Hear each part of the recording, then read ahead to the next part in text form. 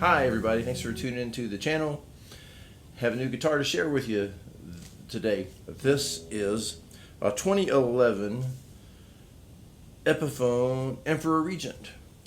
I have done a video on the channel here before about how in the past I have bought guitars and then sold them and then had seller's regret, not buyer's regret, seller's regret, and missed those guitars something terribly, and then ended up buying models just like them maybe a few years later. And this is kind of the same story with this one, but this is the first time ever I've owned 3 of these guitars in my lifetime. First one I got back in the mid 90s when they first came out, and had to sell it to help pay for a family move, and then turned around a few years later, had to do the same thing and sold. Actually, I think I traded that one. For another guitar, and but so this is the third one I've owned. The Emperor Regent is the top of the line archtop that Epiphone makes, and this one is made in Korea. Some of the other ones now are made in Singapore or China or somewhere like that.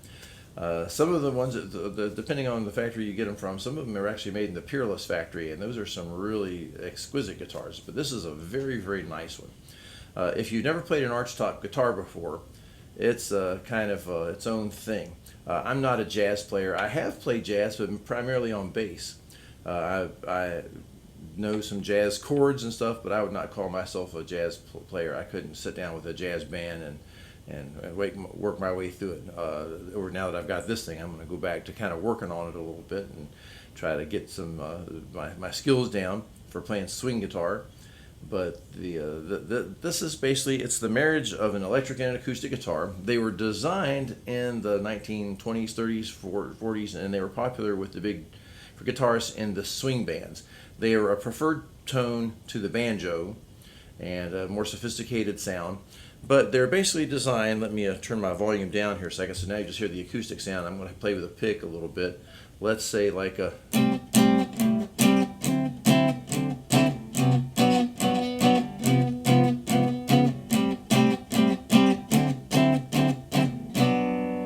So they were designed for kind of just comping along, playing 4 to the bar chord rhythms, what they call drop 2 chords where the root is dropped down, and so you'd have these little 3-note voicings.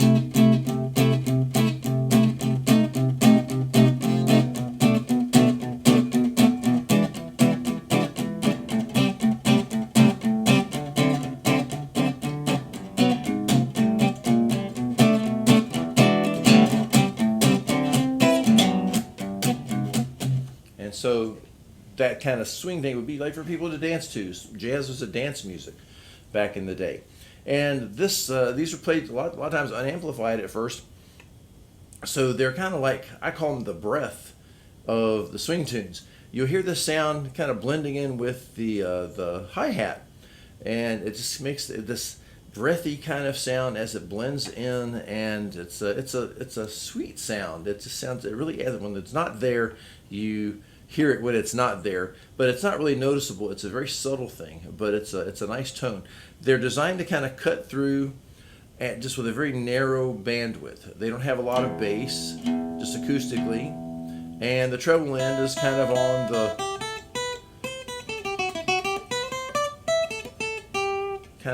there's not a lot of overtones. There's not a lot of ring to it like you get an acoustic flat top. And if I was to play one with just this flat top type chords, it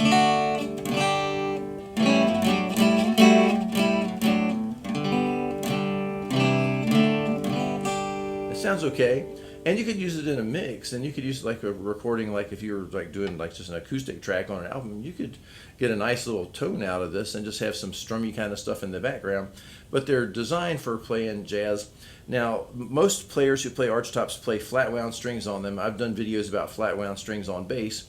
But basically what you have on a flat wound string is you have a core, just like you do on any string, and instead of having a round wrap around the core, it's a flat tape. It's made out of metal.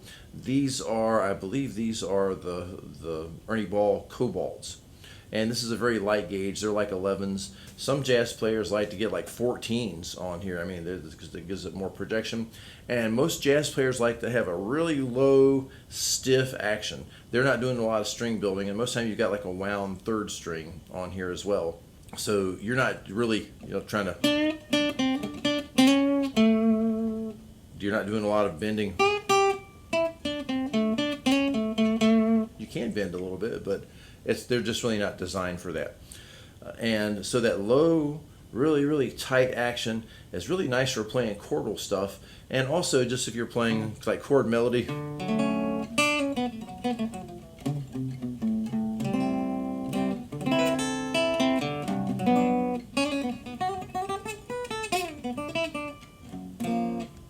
So I don't do that kind of style, but that's what it's really made for. But it feels so good. It feels really luxurious. It's a treat for your fingers.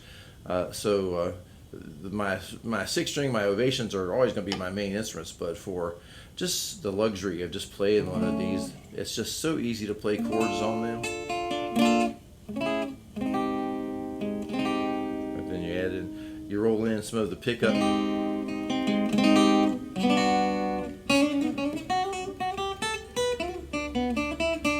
Have a little bit of a delay on there just to kind of give some presence.